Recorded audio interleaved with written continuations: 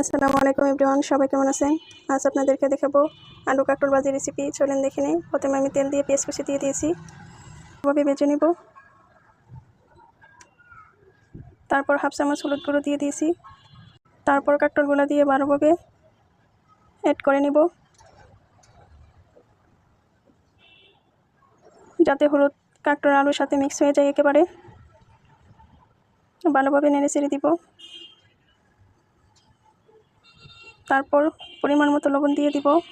লবণ দিয়ে ভালোভাবে মিক্স করে নিব আলু কাটলের সাথে। আমার মিক্স করা হয়ে গেছে। তারপর কাঁচামরিচ দিয়ে দিব, দিয়ে ভালোভাবে অ্যাড করে নিব।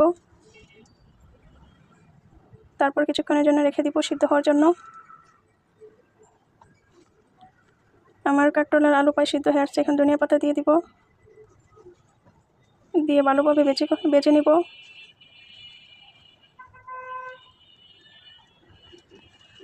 হয়ে গেছে আমার আলু কাটল ভাজি রেসিপি। এখন নামিয়ে নিব। ভালো লাগলে অবশ্যই পাশে থাকবেন। আসসালামু আলাইকুম।